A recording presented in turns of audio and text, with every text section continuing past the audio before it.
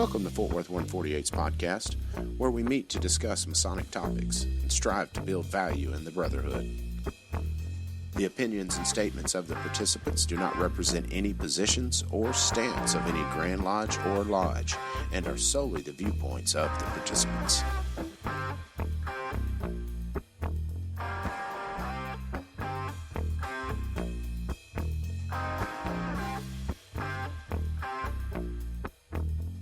Welcome back to the podcast, brother. This is Rhit Moore, past master of Fort Worth 148.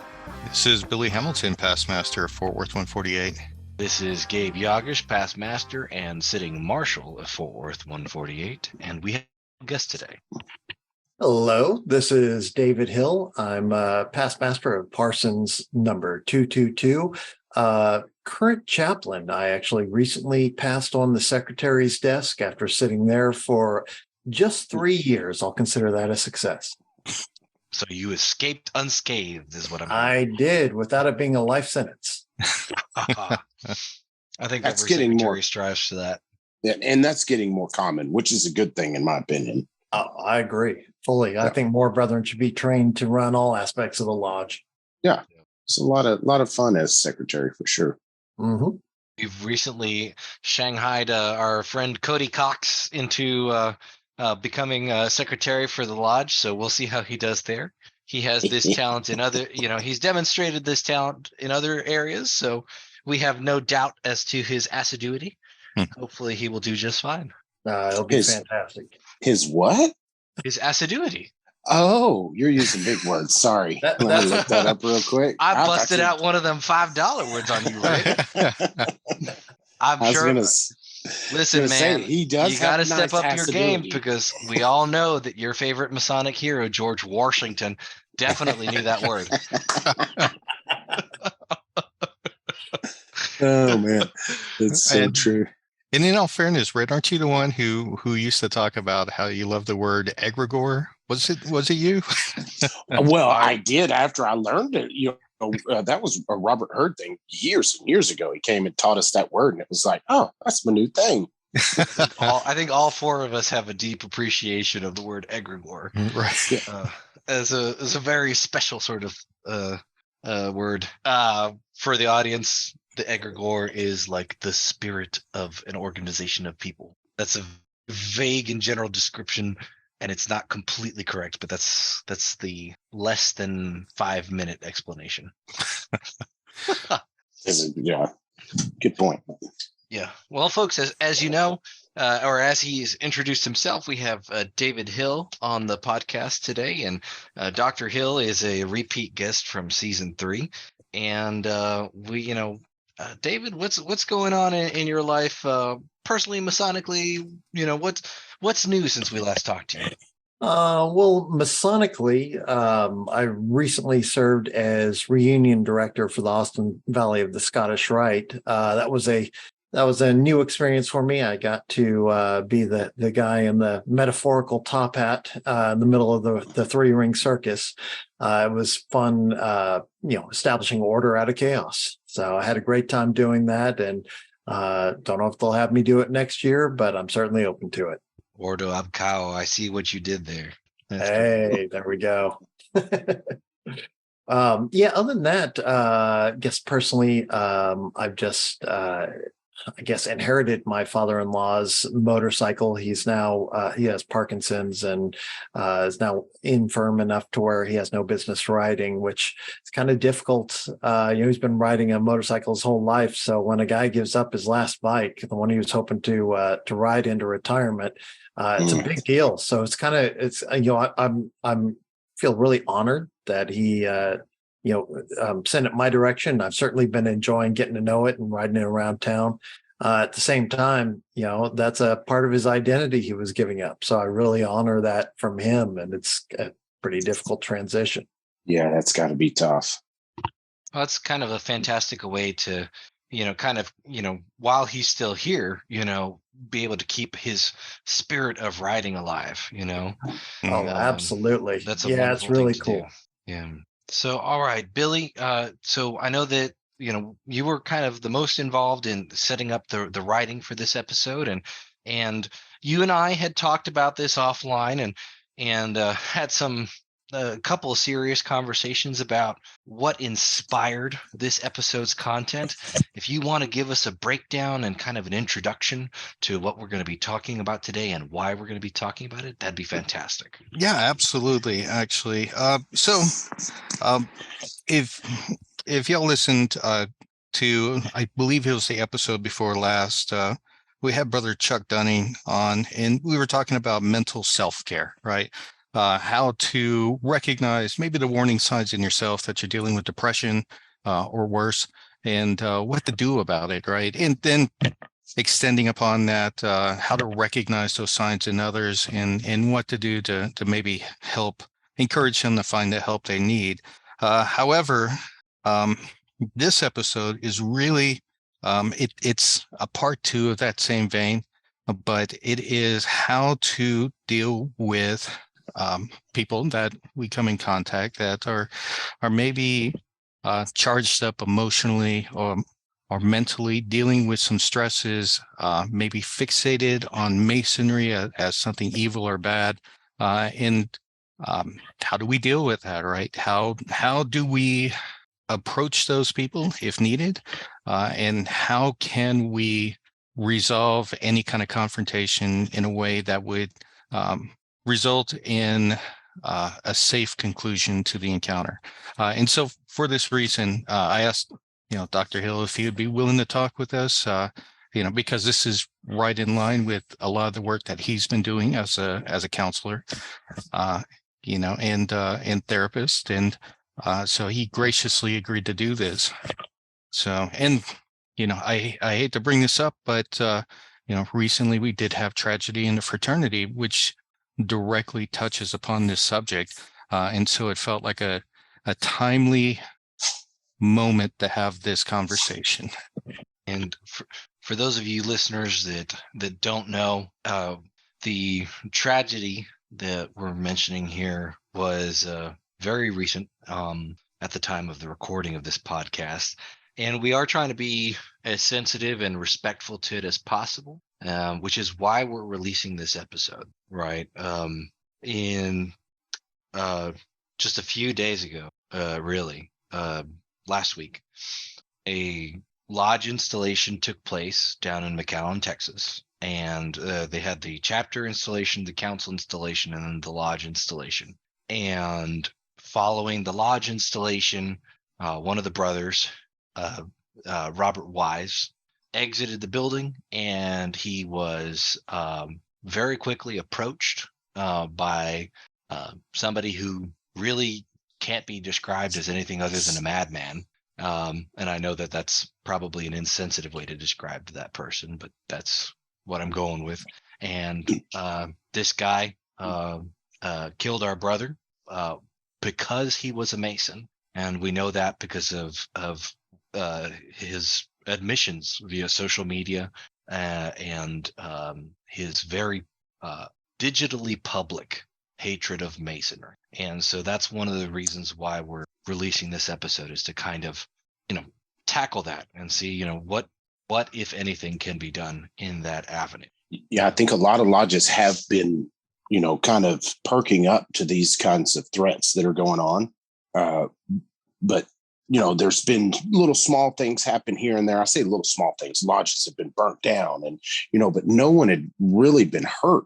And this changed the game. And actually, Rhit, do you want to tell us? So Fort Worth Lodge has had a little bit of history in terms of close encounters. Mm-hmm. Do you want to give us a short history of the variety of threats and whatnot that have been made against Fort Worth Lodge? Sure. Yeah, I guess the major one was that was like right when we got started with the investigation process that we have now. That the gentleman ended up being on the terroristic watch list. It was a whole long story how it all came about, but he ended up attacking the FBI agents that went to his house the second time they went, and he was arrested for it and then deemed unfit to stand trial. So that was a real close call, because he was 4 months in, and we kind of liked the guy at first, and then he just kind of went off on his own, off the deep end, I'd say. And started throwing up red flags. And then eventually we just told him, it's not for you. And he really went off the deep end. But I mean, guys, that says something. If you're deemed not fit to stand trial due to a mental health issue, then that a psychologist has examined you, a forensic psychologist has, and determined that you cannot participate adequately in your own defense because of whatever mental health issue that you're undergoing.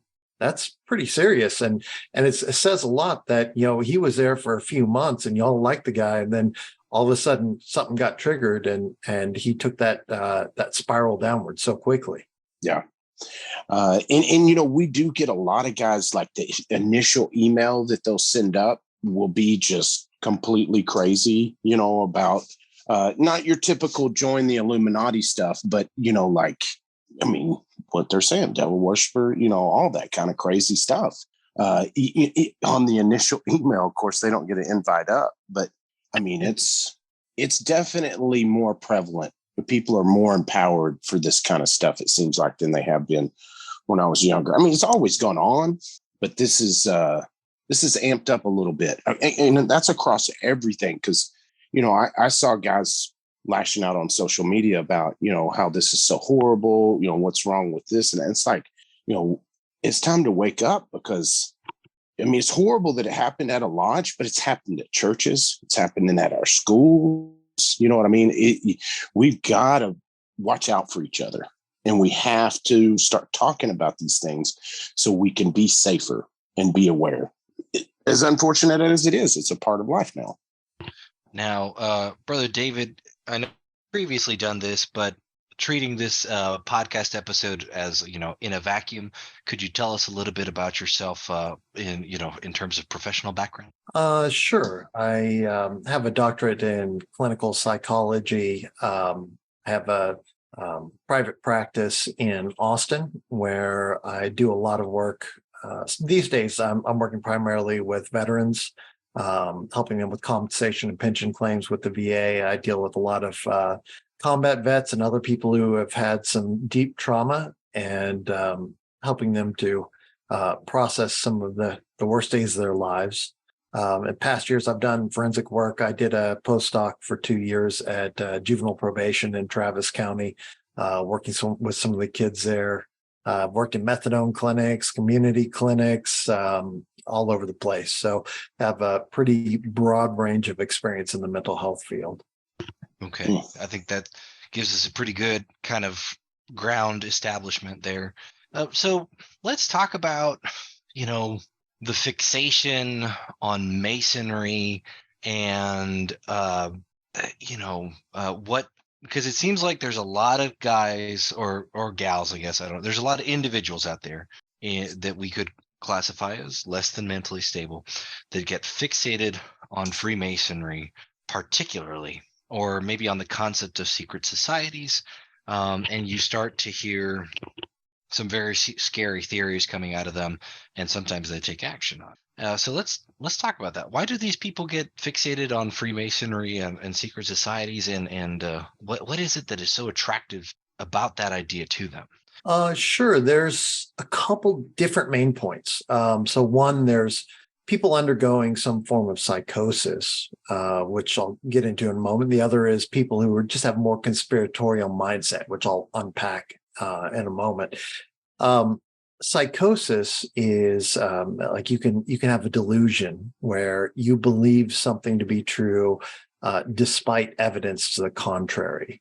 I spent a year as a predoctoral intern at San Antonio State Hospital and worked in their forensic and acute inpatient units. One of the things I saw from psychotic patients is that there tends to be three main fixations. It's God, government, and sex. Those are the big three that people tend to focus on. Of course, you have your Jesus delusions, where on one unit we had three people who thought they were Jesus, and it's kind of interesting because they'd post up in opposite wings from each other, so they didn't have to be around each other, and they would studiously ignore each other when they were in the common room, but they sure would preach on either sides of the wings. and people who think that they're literally God. There are, of course, all sorts of government conspiracy thoughts, people putting microphones in my teeth or all sorts of craziness. Oh, the microchips, like the government putting microchips in the vaccines, that sort of thing. And then there's always sexual delusions, which can get very, very bizarre, which I'll spare y'all the details. So we that's thank you for it. Yeah, that's more on the psychosis side of the field, but that tends to be pretty blatantly obvious because people are saying things that just really make no sense at all. But that's more of a minority, actually. Most of the people who are involved in conspiratorial thinking, it's kind of a spectrum. I mean, some people are kind of conspiratorial minded. It's just the way they like to be, to try and see if they can peek below the veil and see some of the inner workings of what's going on in society. Some people, a lot of people feel a sense of anxiety. So it can be really comforting to blame a grand conspiracy rather than the chaos that life and society are truly made of. I mean, people feel like they don't have much power. And if they can fixate on some grand conspiracy, like the Masonic fraternity ruling the world, we always just say the old joke, but I'm a 33rd degree Mason. Oh, well, you're still not high enough to really know the secret, right? That sort of thing. Really perceived threats to society can make people more prone to conspiratorial thinking. Think about what's been happening for years now in our political rhetoric. Both sides of the aisle, we're getting the same thing. They're playing us off against each other left and right. It's one of the things where Masonry is a beautiful organization because we can come together despite our political backgrounds and really talk and come together as men and enjoy fellowship and harmony. But in the political rhetoric, you have people saying, they're not on my team, they're the enemy. Oh, well, they're not on my team, they must be the enemy. Whole families have become split apart in recent years over this sort of thing. This idea that the country and our moral fiber are circling the drain. All of this has really been sort of put to us by and large by the news, 24-hour news media, and politics, and it's in many ways it's propaganda. It's a way of playing us off against each other, and that causes people to feel anxiety. Heck, I've sharply reduced my news intake, and I recommend to my patients I'll put them on news diets if they start getting too anxious. Right? I mean, it's gotten pretty bad. Yes. So if somebody's already anxiety prone, they feel like their life is going out of control. They feel like society is going out of control, like our great American experiment is unraveling at the seams. They can really say, well, it was the Masons that founded America, so maybe they're behind this deal. It's a grand cabal. Other things, feeling alienated or unwanted. Conspiracies can make people feel like they're in the know and they can gather with other conspiracy theorists. They do that online all the time. There's a social identity motive, right? So they want to identify socially with a group, so they're part of the in group, and it can feed a desire for uniqueness or superiority, especially if they've been alienated by society at large, which if you're going out spouting conspiracy theories, usually people are going to think that's pretty wacky, and you may find yourself alienated. But once you find other conspiracy theorists, all of a sudden you're a part of the group. And there's a sense of belongingness that from a social perspective, there's a strong pull for that. Now, there was a recent article that the American Psychological Association cited online. It's a study that analyzed data from 170 different studies with over 158,000 participants, primarily from the US, United Kingdom, and Poland.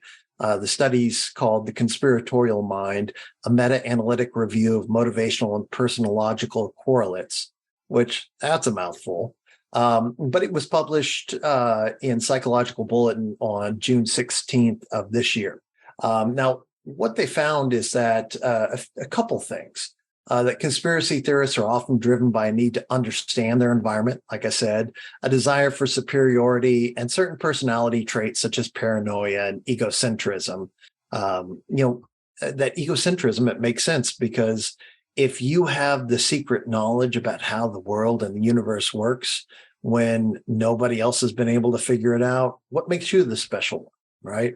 The study found that those who strongly believed in conspiracy theories were also more likely to be insecure, paranoid, emotionally volatile, impulsive, suspicious, withdrawn, manipulative, egocentric, and eccentric. They can be a little bit wacky. I mean, I don't think that everyone who believes in conspiracy theories can necessarily be considered a madman or unhinged or whatever. There's plenty of people who are otherwise rational, intelligent, engaged people who start to get sucked into these things, and it becomes attractive to them for whatever reason. But they did find that teaching analytical thinking can help. Critical thought can help diffuse bizarre conspiracies. If we had more teaching of critical thought in school or in society, perhaps it'd be helpful. My experience was I didn't learn much of that formally in an academic environment until my undergraduate degree that I got years ago. They were much more focused on critical thought and analysis, and you don't really get that sort of stuff in high school, you know? So a lot of people are unequipped with the tools that would be able to help them figure out what information makes sense, what information is worth having credence to, and what a good source is. So a couple of things there that I thought about based on some of my interactions with, with people who did seem to be coming from an unstable place was when you were talking about conspiracy theories as, one of the big three drivers there is government. And I remember meeting a candidate at a lodge I was visiting, and I was encouraged to sit down and talk to him, give my opinion on what I thought as him for a candidate for Masonry. And it took about 5 minutes of conversation before he started talking about the involvement of Masons with the government and the lizard people. Sweet. So needless to say, my opinion was you may want to rethink this before you invite him to become a member.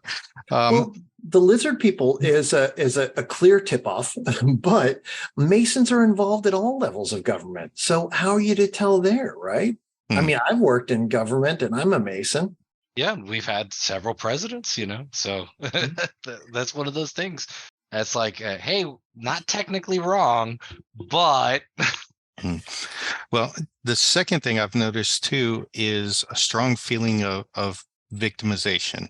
It seems to be a common theme because that was kind of his thing, right? Was he was on the fence because he felt in a way victimized by these conspiracies.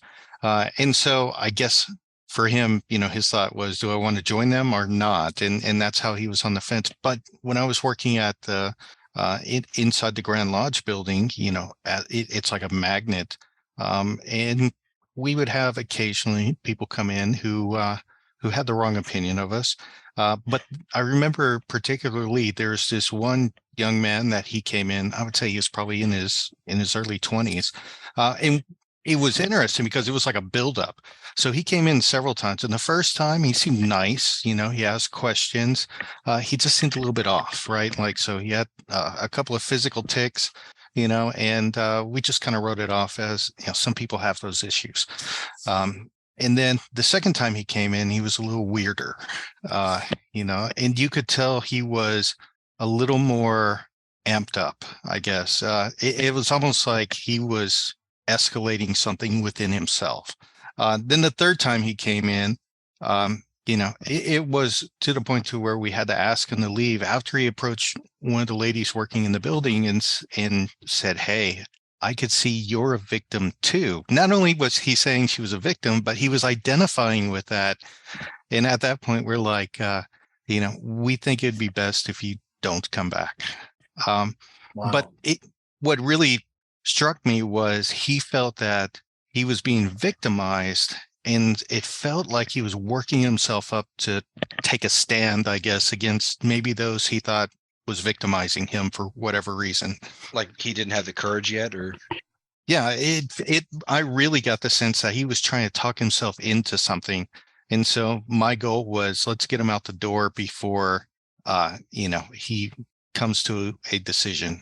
Yeah. Yeah. That's getting him out of the building and causing everybody to maintain safety has got to be the first goal. Absolutely. So I was thinking, I thought of two questions based off of what you've said and what Billy's just said. Something that comes to mind is the concept, kind of in the conspiratorial lane, but on a very personalized level, is the concept of gang stalking, where you have some individuals that feel like they are being stalked by a really large group of people. David, have you encountered any of that, or are you familiar with this?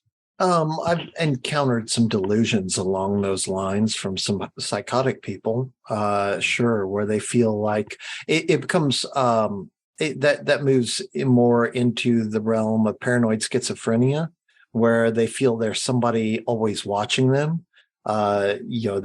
They see somebody who looks at them a little bit too long. They think, oh, that's an agent who's watching me, or that's, a member of whatever, insert your villain of the month, whatever they are. Yeah, that can be pretty bad. There was another aspect of that I wanted to bring up, but it slipped my mind. So if it comes back, I'll be sure to mention it. Okay. The other thing that I was kind of wondering about is something that I don't know that there's an official term for it, but I have heard it referred to, I guess unofficially, as kind of the QAnon victim phenomenon. And this is where, and I've actually witnessed this in personal life. I didn't know that other people had been seeing this, but with me, it was a coworker. But you have people that are otherwise pretty mentally stable, don't have any major nastiness going on in their lives, right? Like they're in a stable place. They're not experiencing anything inherently destabilize them as kind of like an external motivator. And then they encounter the QAnon conspiracy theory, and for whatever reason, they get so sucked into it that it destabilizes the rest of their life. And I mean, I've seen somebody, completely deteriorate mentally after starting to quote do the research and stuff like that on this. Do you know if there's any kind of explanation for stuff like that, where people in an otherwise good place just nosedive real hard like that after encountering conspiracy theory thought? Before I answer that, I remembered the thing that I was going to remark on before about the gang stalking. The other side of that is chronic stimulant use. So if people are on meth or chronic cocaine abuse, it can create drug-induced psychosis. So the old trope of somebody peeking out through their blinds after they've been up on a bender for days, wondering, which car has the cops that are staking out the house. Stimulant use can be really dysregulating. So I don't know if that necessarily factors into the conspiracy conversation, but it's another variable to keep in mind. Now, as far as the QAnon victim thing, I'm far from a QAnon scholar, or I have very limited knowledge on it. My understanding is that it's a sort of grand conspiracy that came from like one of the 4chan or one of those cesspool of the internet spots that really has no core to it. It's just this ever evolving and roiling kind of bubbling conspiracy with whatever the new focus is du jour. And people do tend to get brought up into that. And it's really, I've heard a couple podcasts on it, and it really strikes me as fairly interesting, because usually you have like David Icke. Okay, the lizard people are ruling everything, or oh, the Freemasons are behind the government, or blame it all on the Jews. That's a perennial favorite for horrible people. But the QAnon thing, there's no particularly one thing that's being blamed upon other than this like faceless cabal of people behind the deep state or whatever. And it doesn't get that specific. That way they can insert whatever they want into it. But if your research involves going to 4chan or watching some dude rant on YouTube, maybe check your sources. Pretty solid advice. Yeah. I keep hearing the word victim. Would it be fair to say that like victimization is like the seeds for fundamentalism? I mean, because that just seems to be a running theme that is, woven into all these stories and everything. I think you can really sort of prime the pump for fundamentalism. I mean, we have plenty of fundamentalists in the United States. They're not just people in Iraq or Syria. We have plenty of hardcore fundamentalists right here who are very concerning. And a lot of it is either people grow up in a very fundamentalist family where they're that's just the way things are. I mean, that's their culture. They're not really exposed to anything. They're strongly shielded from outside society. So they're not exposed to different modes of thought because those modes of thought are considered verboten. Either that or it's an area imagine Syria, right? Before the Arab Spring, that country was thriving. And as these other countries were throwing off the shackles of fundamentalism and everything seemed to be so exciting that year. But Syria, their leader just doubled down, started gassing people, bombing people, brutal reprisals. ISIS started coming in. You had Al Qaeda members coming in, became a proxy war spot, and it just absolutely fell out of control. So now that the country's been bombed to rubble and you have a generation of people who've seen nothing but war, they're pretty primed to accept fundamentalism or anything that they think may give them a sense of identity or hope in a pretty bleak situation. Yeah, that makes sense when it gets really, because that's at the other end of the spectrum. Because I think about us here in our country where we have it good, as bad as it is in this country. We do have it great. But you alluded to it earlier, putting people on prescription for the news, because the politics really has the pitted against each other, us versus them. And it is in every facet of our life now. Even down to the advertising. People take serious whether they drive a Chevy or a Ford now, where that used to just be funsies, Oh, you're drinking that kind of beer? Oh, yeah. You know what I mean? They have completely divided us to where that kind of makes everybody a victim. And it makes sense why we're getting all of this, festering to the top in every part of the things that we considered sacred in our society, that were kind of the untouchables of violence. Because, I think about the debate not too long ago when we did pass the bill to allow weapons in lodge, and I know that's still controversial. Optionally. Yes, optionally, absolutely. But I guarantee you that brought a lot of Masons peace, after the horrible tragedy of Robert Wise. Yeah. So, I honestly hope that with Freemasonry, with our strong civic focus, our focus on making communities better, our patriotic focus, regardless of where you are on the political spectrum.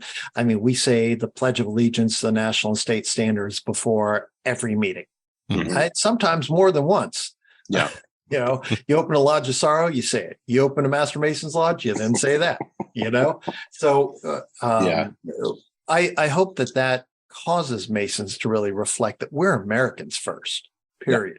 Yeah. No, and it's been awesome seeing us, the outpouring of support for the family and things like that, because that's, to me, that's the getting out in the community that we need. As horrible as it is, all the stories you hear about the old time Masons and what gave us the reputation, it was because they were helping somebody that was destitute, and usually part of the fraternity, but not always. But moms and grandmas and sisters, they all knew, that they took care of you if something happened. And that's true. It gives me a lot of comfort to know that I've got brethren who, if something happens to me and my wife needs some assistance, she knows all she has to do is talk to somebody at a lodge and she'll get some help. Yeah.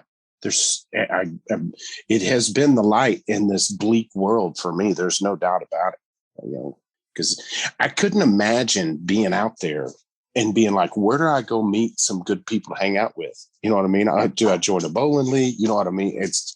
It's tough. Well, and that, I guess that would also contribute to anxiety in some of these individuals too, is that sense of isolation. Oh, yeah, that's huge. I interview people and do psych evals all the time. And one of the things I do is I always ask about family and social support structures, because people who have broad social support structures, like Masons, like people with the church community, people who are community involved tend to do so much better than people who are isolating. And, post World War II, we had the rise of the suburbs.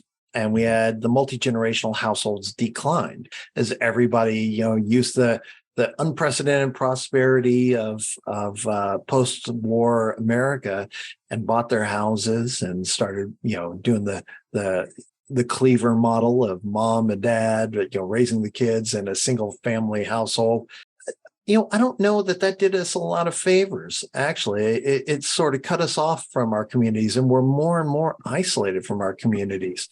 I mean, I've been to a lot of places where people don't know their neighbors at all. Mm-hmm. It's a little sad. Well, and imagine this, I don't want to get into a generational thing, but we have an entire generation now, or at least the last 20 years, where some people, most of their engagement to anybody is not face to face. It's a disembodied voice on the other side of a headset or on the phone or what have you. There's no longer that interpersonal connection. It is now you are, I guess, for lack of a better word, you are kind of compartmentalized in your own little cube, and you no longer have that connection, that tangible, tactile connection to somebody else. It's true. Within the mental health profession, there's been a lot of ink spilled about social skill development and concerns about that amongst millennials and Gen Z. Because us Gen X folks, we grew up without technology and got to see the rise of computers. And so we're sort of a hybrid generation. But, that mental health professionals have been sort of tracking general trends within society. And there's been a lot of concern about, is this actually going to cause us issues with social skill development? Because as we know, most of communication is nonverbal. Mm-hmm. So if you're not even hearing someone speak and you're just typing back and forth, like the chance of misinterpretations is extremely high. That's an understatement. Yeah, no kidding. Well, and I feel like, kind of touching on that, the digital native aspect of communication, right? I'm the youngest guy on this recording right now. And as you guys couldn't possibly imagine at all, I was a very awkward teenager, right? I feel like this should actually go without saying. I was a very strange I was a very strange child, and I was a very awkward teenager. And because of that, I had an enormous making friends in real life. And the friends that I did make in real life, some of them were really great guys. And then a couple were, to my shock and horror later, I found out that they were really terrible people.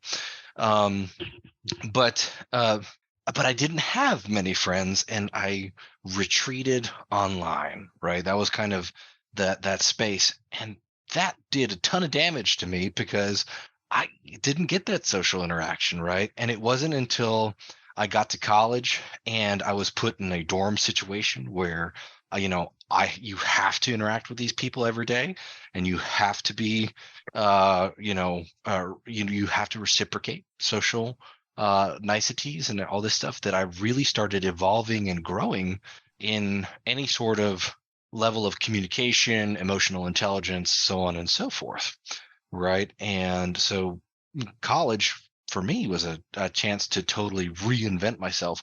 But I knew people in that dorm, for example, that even with that opportunity that was provided to them, still never took the chance to reinvent themselves, still decided that they were going to retreat from the world just in general. And you could, you could see that damage just multiplying in on itself. It was a very Dude, wild process. It's so easy to do nowadays. It's so comfortable just to stay.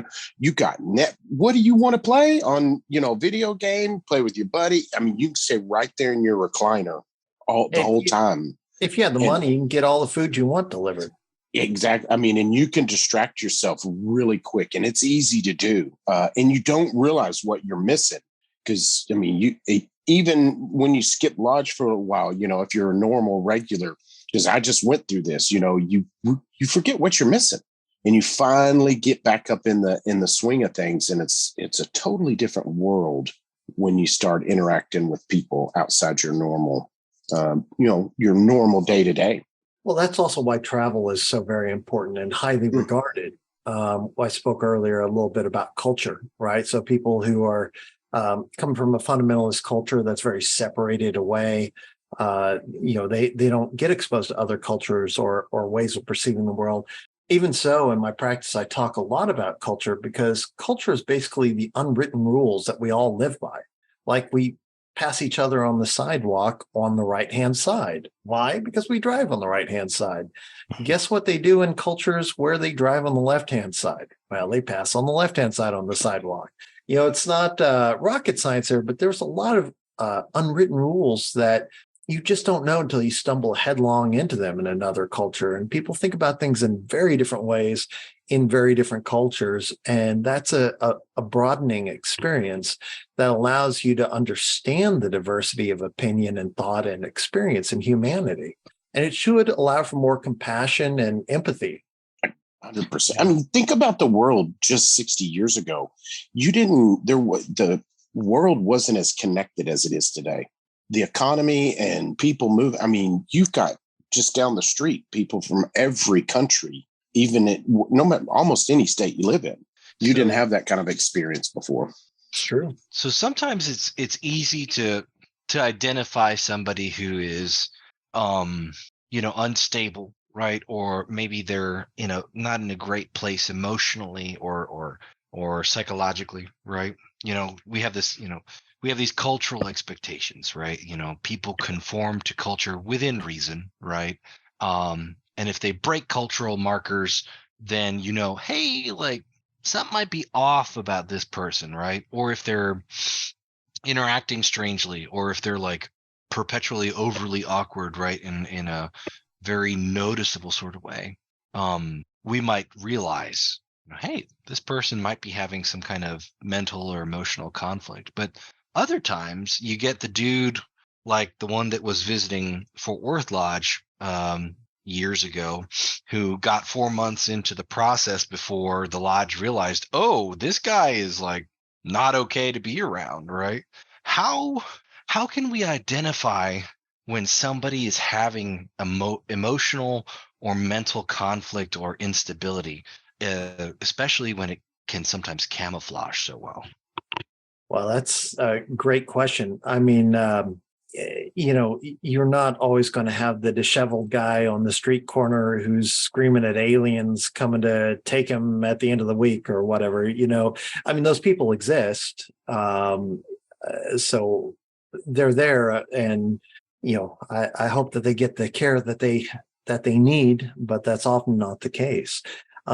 But like Billy was saying, with the guy who came to the Grand Lodge building, like he came 3 times, and the first time he seemed a little bit off, had some tics. People do have tics, but I wonder if that was maybe an expression of his anxiety and being the enemy's lair, right? Mm-hmm. If that's his mindset, like he's got to be nervous. Then the next time he exhibited more anxiety. And then finally he had disinhibited himself enough. He'd sort of rehearsed things enough and been able to have his foot slide off the brake enough to where he could then have that sort of victim rhetoric towards one of the ladies that was working there, which is weird and kind of gross and highly inappropriate. But that he showed his cards at that point. Now, there's an old saying that everybody is fighting a battle that you don't see. And that's true. I mean, we all have stuff going on. In psychodynamic psychology, we call so-called normal folks who have a good range of appropriate functioning. We're all referred to as healthy neurotics because we all have our neuroses, our weird things that we do and our stuff that we're wrestling with. That's what gives us our own spice or our own flavor, right? We're all dealing with stuff. And like Gabe said, he was a weird kid when he was younger, but you certainly had a glow up, man. You're doing great now. But I've only committed 3 social faux pas today. That's all right. People forget about those pretty quick as long as you're friendly. It's just when you wake up in the middle of the night 30 years later and you remember that faux pas like it just happened and your brain's being a jerk and you're up all night. That's the downside. Oh, God. Or is that just me? Dude, you immediately drew one back into my mind from when I was a kid. It's horrible. Why'd you do that? No, like you're laying in bed and you're just like, oh God, why did I say that? Or you're just in the shower and you're just like, oh man, everybody hates me now. Yeah, it's your brain's being a jerk is basically what it's doing. Yeah, but the shower one is especially helpful because you just you're hit with that memory and you go, if I really tried, I could drown myself and just end this. Yeah. Well, my point, the intrusive thoughts, the morbid thoughts, those aren't always fun. And we're going to divulge into therapy for Gabe now. So yeah. Well, I'll send you a bill, brother. Self-care. Well, my point being that really it can be very difficult to tell because a lot of people are conspiratorial minded, but they may not be looking to come and shoot a Mason. I mean, Brother Wise's story is an absolute tragedy, and I think that most people, like I've seen people picketing places, and they're clearly like QAnon conspiracy folks. That's pretty easy to see. And they've got the sort of mob mentality at that point. But if you're just talking to like a guy who's approached you to lodge, I think lodges should remain kind of open as a default and welcoming. We do need to have a good investigation process. I know we have a new investigation manual through the Grand Lodge of Texas that's been released. Brother Aaron Tazinski does a fantastic lecture on lodge security. Highly recommend it, and it may be worth having him on the show to talk about that. Even the previous episode of this podcast that dealt in such detail with your investigation process, fantastic. Y'all have got a good situation set up. Like I said, you had that guy hanging out for 3-4 months before things went sideways. If you just had a couple guys sign that petition, you voted on him that meeting after having only met him for 20 minutes, that guy would have been a Mason, and he would have been a Mason that was busted by the feds. Yeah. That's not great. That's not a good look. Yeah, bad look. We think about that all the time. And it was one of those moments. It's like we are on the right path, the full circle, like thumbs up, good work, boys, and it just drilled it into us that this is the way. Absolutely. And we've only bolstered it since then. Well, I think that y'all are a leader in that regard, and I appreciate you being so explicit with it. I definitely recommend all listeners who haven't listened to that episode to go back and take it for a spin. And the good thing is as I travel doing these OLTs, I see that it is catching on. More lodges are realizing, hey, we got to start taking this serious, not only just for, safety reasons, but in the end, you could be dealing with a knucklehead, a guy that's not, a felon or unstable or anything. He's just a butthead, for lack of a better term. Oh, sure. Somebody you don't want in your lodge family, right? You got it. And you can fix a lot of those problems on the front end. Well, we're also astonishingly open in America with our masonry. Like we're wearing our Masonic hats, our shirts, you've got decals on your car, as long as you're not driving like a jerk, hopefully. But most places in the world, they're pretty down low about their masonry, and for good reason, because Masons have been persecuted around the world. Yeah. I will never forget being at the Tower of London, right? And I, my wife at the time, girlfriend, now wife, and I were touring the Tower of London, and we were having a grand old time. And I was wearing a fitted ball cap with a flat brim, because that's how I roll. And it was dark navy blue with a gold square and compass on the front, right? And I'll never forget getting pulled aside by one of the beefeaters and him very sternly asking, "Are you sure you know what this hat means? And why are you wearing it?" Right? Because he was concerned for me, right? Not that I was impersonating Masons or anything like that. He was worried that I might have been a person, not a Mason, representing myself as one, unaware of the risks that it poses to represent oneself as a Mason public. That's fair. That threw me for a loop, because it was in the US, and especially in Texas, right? Masons don't think about wearing, the emblem, right? Or any of the symbolry publicly, right? It's just a thing that we do. We have rings and pins and ball caps and shirts and all this other stuff. And we can talk about commodification and capitalism all we want, but the reality is we're very comfortable with that symbolry, right? And other people in other countries recognize that could be trouble for them, right? So they don't wear it. And so maybe there's a pretty good lesson to be learned there. I don't know. Let me ask you this though, Gabe. Were you wearing a short sleeve shirt or a long sleeve shirt? Because there's two different Gabes. There's short sleeve Gabe and long sleeve Gabe. And I might question short sleeve Gabe. I was, if I recall correctly, the weather was pretty miserable. So I was actually wearing like a Carhartt style jacket. Okay, then you probably look pretty respectable then. I don't know. I look pretty disrespectable, even on the best of days. So, yeah. Well, so go ahead, Billy.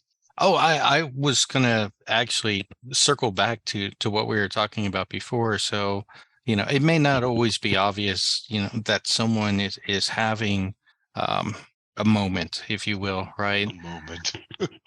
But there are signs you can look for, right? That as you mentioned, that the tics sometimes could be indicative that they're dealing with something internally.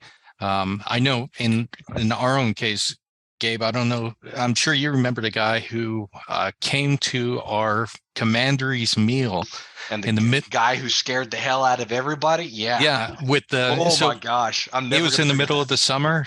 Probably a good 98 to 100 degrees, and he comes in wearing a bulky jacket, zips all the way up. And when we asked him to, hey, it's kind of hot, you want to take off your jacket? He's like, no. Yeah. And he did take off his jacket at one point. Okay. And he was wearing like other thicker layers underneath. Like he had this like a puffy, right? It was like a puffy jacket, if I remember correctly. Yeah. And then underneath that, he had a sweater, and you could see a t-shirt underneath that as well. The weird part that had us thrown for a loop was that you could very clearly see that he was wearing something else under all of that, right? Once he took the jacket off is when I really started to kind of go into overdrive in terms of threat assessment, let's say, because he was definitely wearing something underneath all of that based off the outline, my immediate first thought was that he was wearing a bulletproof vest. Just based off of having seen it. Like, I think it's kind of a weird statement, but I feel like most people, well, no, not most people, but I feel like all four of us probably know what a bulletproof vest looks like when it's worn concealed under clothing. And that was just my immediate, like, he's wearing a vest. Like, that's either a bulletproof vest or a stab vest or something. And this guy is a threat to be reckoned with. So I had already, at that point, I didn't even see him take his jacket out because I had already found an excuse to excuse myself. And I went out to the car and I called the non-emergency police line and asked them if they could send a unit over to just, kind of check out the place. Yeah. Well done. Well done. And he was talking about like, you know, getting initiated, like he wanted to get initiated into Templary because he had like the inheritance rights to do so and stuff like that. It was, oh yeah, that's weird conspiracy stuff too. yeah, it was like he was fully on like, yeah, like, you know, like my great grandfather was European nobility, like I should be, you know, I have the ability to get initiated into the Knights Templar. And we were like, well, why are you here? And like, you guys in here. And I'm like, how do you mean?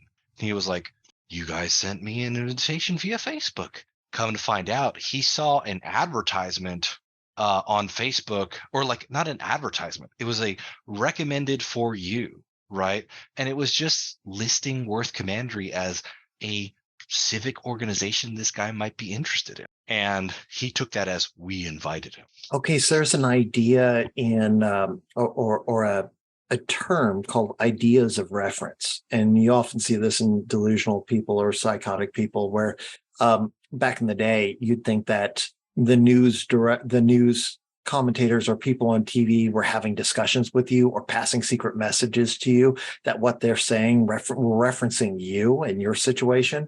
So ideas of reference, it's a marker of psychosis. But it's, as you pointed out, like Facebook has extremely targeted advertising now. So it's hard to tell. Was that an idea of reference, or did Facebook get him right because he was looking up Templar everywhere? And they're like, oh, here's some local Templar organization near you. Oh yeah, the algorithm keyed in on that. Is it possible that social media algorithms make this kind of thing more dangerous? Sure. I mean, first of all, though, that Fort Worth Masonic building is not subtle. No. It is a big building. I mean, it's going to be a magnet. So anybody in your local region, I mean, they may skip over the little tiny lodges and they're going to go to that big, giant, gorgeous building that y'all have. So you're going to have a lot of the more questionable people showing up at your front doorstep just because it's so big. Oh yeah, we've had guys come in who say that they want to come in and worship Baphomet, or they can change the weather, and so they feel that they're aligned with us and all sorts of weird stuff. Well, tell the weather guy to make it a little cooler in Texas. I totally forgot about that. No, this was a dude who accosted us outside of a commandery practice. What was it like? Swords? We had our swords. Yeah, swords in uniform. Yeah. He had so sharp. He needed the weather to change by like the next Friday, or the world would end, and he was like super convinced we could do that for him. So yeah. So what's the best policy with dealing with these people, right? Is it, engagement, non-engagement, are there different, strategies that need to be employed or should be employed? How do we deal with folks like this? Great question. I've read what little has been in the news about Brother Wise's situation, and it sounded like there was very little he could have done. The guy basically walked up, had a brief conversation, and shot him. I mean, it's absolutely shocking. That guy had worked himself up to do this beforehand, is premeditated, according to his Facebook posts that have been passed around. With something like that, I mean, how much can you do? Could you see if you could move and retreat back into the lodge and lock the door? I mean, there's only so much you can do. But really, I mean, what you want to do to try and keep yourself safe is de-escalation. You don't want to escalate anything. So listen to the person. Like, see if you can hear them out. Give them your full attention. Ask questions, avoid changing the subject, don't interrupt them, let them say their piece. Show some empathy. You can present concern, willingness to understand them without judging, speak very calmly. And in fact, there's a technique that you can try out with people. I wouldn't say if it's somebody who you have a safety concern with, don't start there, but you can practice this with people if they're upset. You match their tone and demeanor and then sort of quickly bring your tone down to a calmer space. For example, I at the methadone clinic I worked at during my training, I was given my first patient, and he was a guy. I'm a tall guy. This guy was about my size and bigger than I am. And he was banging on this plexiglass window, the poor clerk, harassing her, talking about getting him in to get his dose, all this stuff. And he was upset. He really agitated. And so I was given the task of introducing myself as his new therapist in that particular moment. So I remember that technique, and I came up and I yelled at him. I was like, "Hey!" And he turned around, looked at me upset, and I said, "I'm your new therapist, David Hill. How are you doing?" I shook his hand, and I guided him away from the plexiglass and said, "Hey, let's talk about what's got you so upset. Like, tell me what's going on. Maybe I can help you out here." And he felt like he was being heard. And I heard him. I let him say his piece. I informed him about, policies, just like the lady behind the plexiglass did. But I wasn't a target then. I was somebody who took him aside specifically to listen to him and his concerns. And so that was de-escalation at that point. You want to avoid raising your voice to people. But the point there with that technique I was using was dropping the tone to a more calm tone. And I took him aside to a space that was a little separated from people so we could have quiet discussion. And he was able to kind of calm down in that moment. So some things you can do: give them undivided attention, be non-judgmental, focus on the person's feelings, not just the facts, because in these cases, the facts are going to be bizarre. Allow space for silence. A lot of people rush to fill silence because it gets uncomfortable socially, but allow them the space to just be in their thoughts and mull over, like give them space. Silence is okay. And silence can sometimes be used strategically to pull people to talk. If you don't respond, people start getting a little bit uncomfortable and they'll rush to fill that space themselves. And it's also good to use restatements to clarify messages. Like if they say, this is where they're, oh my God, the lizard people have infiltrated the Masons and now they're controlling the U.S. government, and that's causing all this civil unrest. Say, okay, so back to what you were saying. You were saying something about the lizard people, infiltrating the Masons. Tell me more about that. You're inviting discussion. You're inviting them to go more into a cognitive space. You're also creating a space where they're feeling safer because you're actually inviting their explanations instead of alienating them. The more obviously your first thought should be safety of you and the brethren and anyone around. So you want to look after that first, period, the end. But if you're in a sketchy situation and you can't just retreat, get them talking. As long as they're talking, they're not doing anything more violent. And if they start to see you as a real person instead of some wacky conspiracy projection, hopefully they'll develop some empathy for you and they'll be less likely to attack you. A lot of that sounds like some of the techniques that I encountered in a book I read, probably about 10 years ago, called Never Split the Difference. And I'm totally blanking on the author's name, but he was an FBI hostage negotiator for years. And he ended up writing down a ton of his strategies and stuff like that in this book, Never Split the Difference. And what you're describing there, I guess he called it labeling, right? Where it's like, he said, it sounds like you feel XYZ about this, tell me more. So super cool to hear that, because it's like, hey, that's right out of hostage negotiation, I guess. Or I guess hostage negotiation is right out of psychology. Yeah, there's a lot of overlap. As a therapist, part of what we do is we challenge people. And we challenge people based on their assumptions. We often talk to people about the worst days of their lives, the most difficult things they've ever been through. It's not always that challenging in therapy. Sometimes there's a lot of laughs, and sometimes, there's triumphs that are celebrated. But sometimes it can get to some really difficult places. And as a therapist, you have to learn these de-escalation techniques and also ways of just communicating in a way that's non-judgmental, it's open, it's curious, and it's inviting further commentary, even though it may be gently challenging. Now, in this case, I would not recommend challenging these people at all, not even gently. The main idea is to get them talking so you can de-escalate. Maybe they'll disengage, or they'll give you the opportunity to gracefully disengage, like Billy did. I think him going and calling the non-emergency number is a great idea. My perspective is always report this stuff. If some guy's sniffing around the lodge and you have a safety concern, make a report with police. Get it on the books.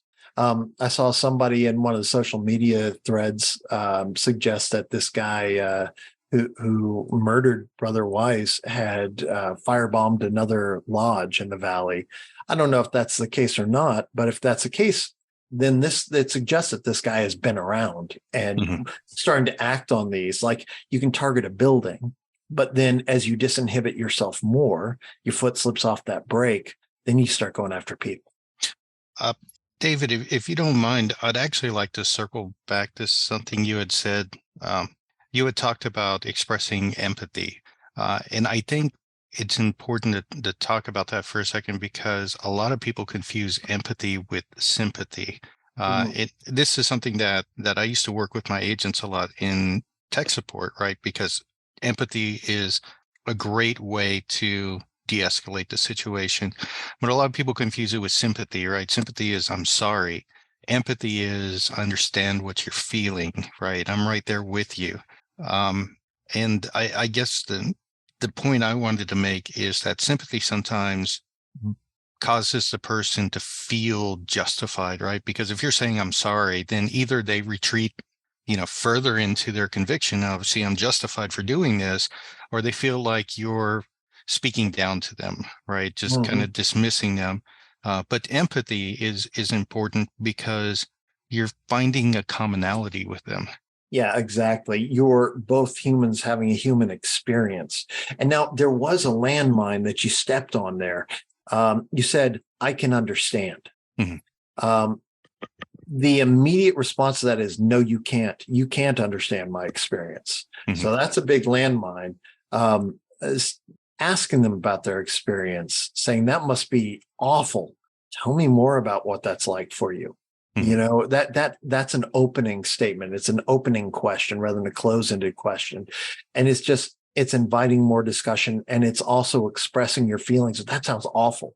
The Masons have taken over the government. They've got this conspiracy. They're making my life, you all are making my life horrible in this X, Y, and Z manner. That sounds horrible. How did this happen? Tell me more. I wouldn't want to feel like that. But yes, you're exactly right with empathy versus sympathy. Sympathy is a Hallmark card. Yeah, that's not going to get you very far. Yeah, if anything, it might rile them up even worse. One of the things that, you've kind of mentioned, right, is that people kind of slowly let their foot off the brake, and they are, and then sometimes they just go full gas or whatever. But, it seems like it's often, not always, but it seems like it's often a more gradual process, right? Where this person gives themselves permission to believe more, increasingly crazy stuff. They give themselves permission to do more increasingly dangerous things, or they just feel less inhibited. Let's say that we have somebody that, we've had a brush with somebody weird, right, who kind of popped up on our threat radar, but was not that terribly weird. And we've reported them, right, like we should, but we know that they're around. And every once in a while, they'll come and drop by, right? Because there are those, I can't think of anybody recently, but I know of lodges that get, let's say repeat visitors, right? How do we kind of help de-escalate or disengage them, or kind of move them away from this permission process over the long term? Is there a way that we can do that? Are there ways that we can help steer them away from the path, the long-term path of escalation? Well, you can only have so much influence on another person's internal process. So there's that. I mean, I think that's a part of the issue. One of the things you can do, like I said, is report it. If it's concerning enough to report it. If they're making people feel unsafe, or like the Grand Lodge building example that Billy gave, after that third time, you might just say, hey, you're not welcome here anymore. We're going to have to ask you to leave. And if you do come back, police will be called and you'll be charged with trespassing. And that lets them know very clearly that, hey, there's a firm line here. Now that's going to work with quite a number of people who are not fully disinhibited. And I do use that inhibition versus disinhibition term very technically. So our frontal lobe of our brain, it's where our executive function is. And that's also where the brake is on our behaviors. And it allows us to inhibit behaviors. So our frontal lobes are the last part of the brain to basically get done developing. It doesn't finish developing until you're 25. Now, that's when, for guys, our car insurance goes down. Seems like those actuarials may be onto something there. But as a teenager, our emotional center is very well developed, but not our frontal lobe. So our ability to inhibit behavior is not very well developed. That's why as a teenager, we're all an emotional mess with a bunch of hormones who act the fool for years, and our poor parents put up with it because that's their job at that point. But that's a good example of what can happen. Now, I work with a lot of vets, and one of the most common injuries in modern conflicts are TBI, so traumatic brain injury, usually due to improvised explosive devices. So all these guys talk about how many times have you been blown up? They're on convoy and their armored vehicle gets blown up and it's landed on the side and they bang their head. Even like a concussive blast without actually hurting them, that can jiggle the brain around, which is basically like Jello in a hard container, and it can be injured. Well, if you start having some frontal lobe injuries, that's going to make it easier to disinhibit yourself, for the foot to slide off the brake. Trauma as well can cause more emotional dysregulation. You have chronic nervous system arousal that causes you more towards fight or flight. And if somebody's chronically homeless, for example, you better believe they've been traumatized a number of times. Most of those folks have, because if you're sleeping on the sidewalks, other people are going to take advantage of you. You've probably been beaten up a lot. You're putting yourself in unsafe situations. It kind of comes with the territory quite often, unfortunately. So things like that can really dysregulate people. I don't know if that answered the question or not, but some observations anyway.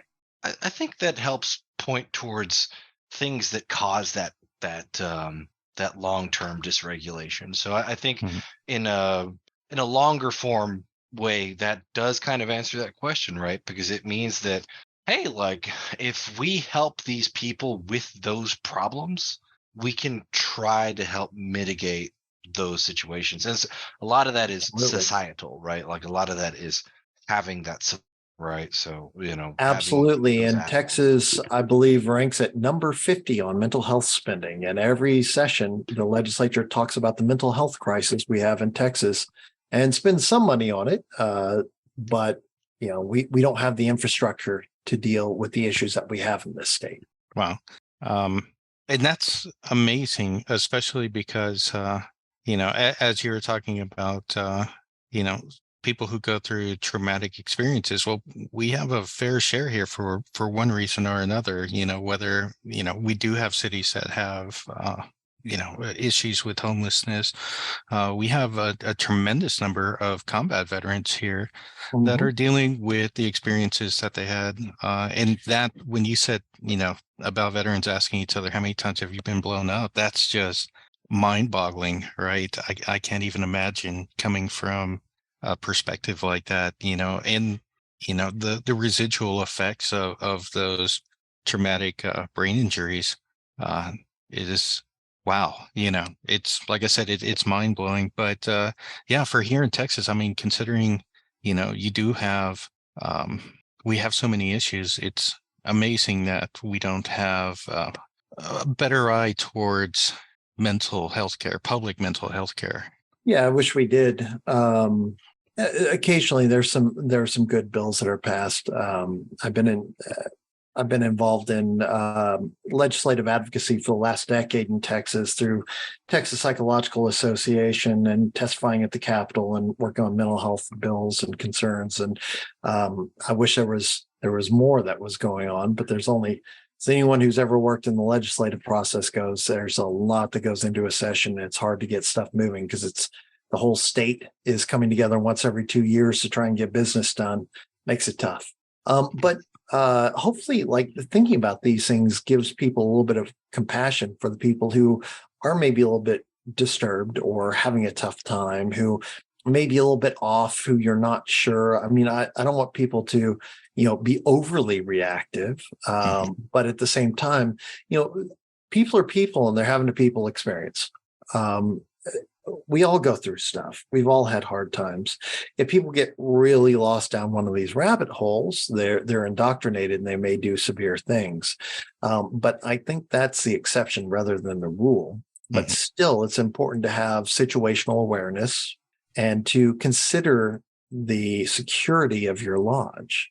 I mean, if you're in just a little lodge building and you're having your meeting, are you locking that ground floor door when you're up there in the lodge room? Are you, if there's a door between the outside access and the Tyler, is that shut and locked? Or is it just open to the public the whole time where anybody can walk in and you've got a Tyler standing there with a flimsy, dull sword that will, if he misses you by stabbing you, it's certainly not going to cut you.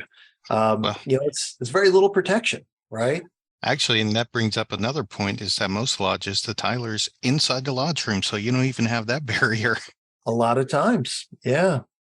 Yeah, this is a pretty good argument, and this is an argument that guys have been making for a long time, and I've always been fully on board. But it's a very good argument for having the Tyler outside the lodge full time and armed with something, that takes magazines rather than gets sheathed. I guess that would be up to the culture of the individual lodge, but I am definitely an advocate of having the Tyler outside the door, actually tiling. So when in our lodge, when I spent my year after being master as Tyler, not just for safety, but also because I remember being a young Mason, and back then you couldn't be in the stated meeting unless you're a master Mason. Well, so I sat outside and I talked to the Tyler during the stated meetings, right? And those are some of my favorite Masonic moments. So that's neither here nor there, but at the very least, the Tyler should be armed with cameras that give a 360 view around the building, maybe, you know what I mean, to where he could see something coming, because there's a lot of technology that we can help keep ourselves safe, aside from weapons. Because some lodges are just aren't into that. This guy is in charge of security. He should have all the tools of security. That makes a lot of sense. What if somebody sets a fire at the front door of your temple? Yeah. Or somebody, is walking through the back that shouldn't be, whatever. But, at the same time, something as simple when you leave, walking out together, I know we're all big burly dudes and everything. And, I don't think that he would have even had the opportunity, Brother Wise, if he would have known that guy was what he was doing. But I think it was done in such a way that there was no time to react.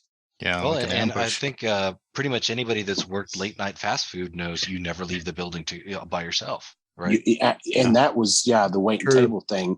And, most lodges do, you walk out together, but especially a brother, that might take him a little more time to get in the car or whatever. Make sure he's got somebody to walk out with him. I mean, because something as simple as that could help.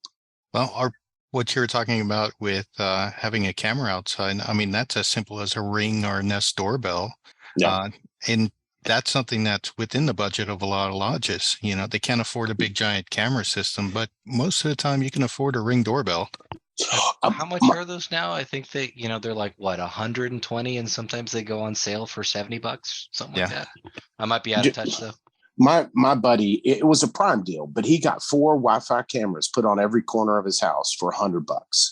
And he threw an app. It's just like Ring, so you're probably not going to get them that cheap, but you can get them, and it's not going to break the bank.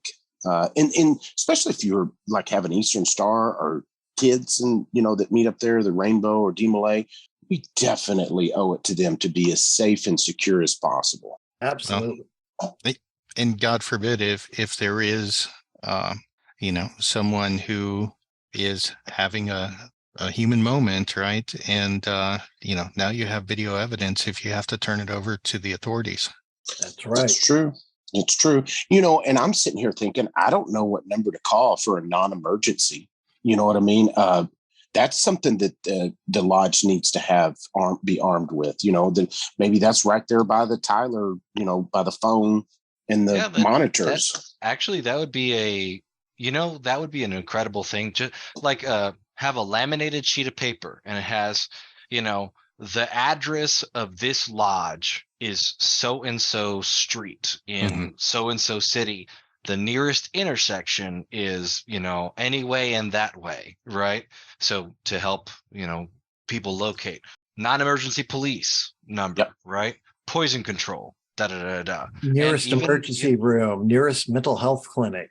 Yeah. Things like that. Yeah. So like there's definitely like you could give your Tyler a one sheet, and using that one sheet, he could be very intellectually armed to assist with all sorts of stuff, right?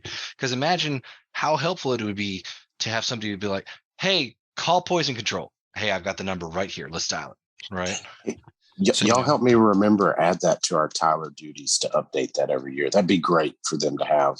Actually, and they just verify the info every year. Actually, it wouldn't be a bad idea for the lodge to have like a disaster preparedness meeting, right? Once a year with the new officers to say, if X happens, here's how you address it. Here's who you contact. I mean, now that I think about it, I mean, we used to do that, when I helped manage the call center in the Philippines, we would do that every single year because, there you never know. You could have volcanoes, typhoons, you can have, revolution, you never know. But we would always get together and say, if this happens, here's how we move forward. That's a great point. I mean, because we're in a building so big, we better have a plan. Because if we're running around like chickens with our heads cut off in a serious situation, we could be in trouble. And that's any lodge, even a smaller one. Have a plan for weather. God forbid, an active shooter, or actually sheltering and in place if there's somebody outside. I would say it's even more important for a lodge that's not as centrally located as we are, because if something happens in our building, there's a chance someone may notice it. But if you're in a lodge that's isolated from other buildings, or in a smaller community, something may happen that's not noticed by anybody. Yeah, it's very true. There and this birds, because McAllen is a small town. There is no nook or cranny that's safe. Small or big town, we all need to do our due diligence. Yeah. Well, gents, I think that kind of takes us for the ride that we wanted to go on tonight. I think we've covered the subject pretty well. What do you think? I definitely learned some stuff. Yeah. Same. Yeah. And I feel like we have stuff to take back to our own lodge, and help bolster our system, so I thought that was great. Yeah, absolutely. David, thank you so much for joining us. Oh, yeah, absolutely. Thanks for having me on again. Love you guys to death. Y'all are fantastic. I always have a great time with Fort Worth 148, especially hanging out with you guys up at Grand Lodge. It's always a pleasure to talk with y'all. Ditto, bro. Brother David, do you have any pluggables or anything that you'd like to advertise while we've got you on air? No, not really. One thing is I have been approached by some Masons about possibly doing therapy with them. The problem there, just to kind of put things out as far as an ethical thing, is that if I know somebody or if I'm going to be around them socially, that means that that's a social relationship, and the therapeutic relationship is something very different. So unfortunately, I tend to pass those off to folks in the community because you want to make sure that the therapeutic relationship is absolutely pure. It's just a therapeutic relationship. This is your tracing board that you're drawing the designs upon, and you've got somebody who's helping you examine those, right? If somebody you're seeing socially, that kind of corrupts that relationship. So I'm always happy to help people get to resources. And I'm happy to help, maybe family members or something, but there's some ethical considerations there as well to make sure people are appropriately cared for. But no pluggables per se. I guess I've got my website if you want to get people in touch with me professionally. It's discovery-psych, psych.com. Okay, cool. Cool. Yeah, and so Brother David is active on Facebook as well. So if you feel like you want to have him come speak at your lodge or at an event, that is one way to contact him. So we've all heard him provide talks at various venues, and he's a great speaker. So I'm volunteering you for all the unknown audience. But hey, y'all invite him. He's a great speaker. Thank you. I appreciate it. And I'm a previous speaker for Masonicon to plug your event. Yes, so that leads us into Fort Worth Lodge's pluggables. If you want to learn more about the lodge, you can visit us at fortworth148.org or fortworthlodge.com, same website. We are at Fort Worth Lodge 148 on Facebook. Our email is info148@fortworth148.org. And Texas Masonicon is coming up very soon. It's the third Saturday in August, and it is going to be great. We're going to have a Friday night festive board, and we're going to have breakout speakers all day Saturday and a keynote speaker. And it's going to be a great time. You can get tickets and learn more at texasmasonicon.com. So texasmasonicon.com, texasmasonicon.com. So we hope that you've enjoyed the episode, and we ask for blessings on all our listeners and hope that y'all all stay safe and happy and healthy. Ooh, you're so sweet, Gabe. I try. Guys, also, we're going to put in the show notes a link to the GoFundMe for Brother Robert Wise's family. It's very humbling to see the generosity, but their world's forever changed, and they're going to need a lot more than just funeral expenses. I mean, the man worked; he was 55. So, if you're in a position to donate, please do that. All right, gentlemen, let's close this thing down. This is Rhit Moore signing off. This is Billy Hamilton signing off. This is Gabe Yagish signing off. And this is David Hill signing off.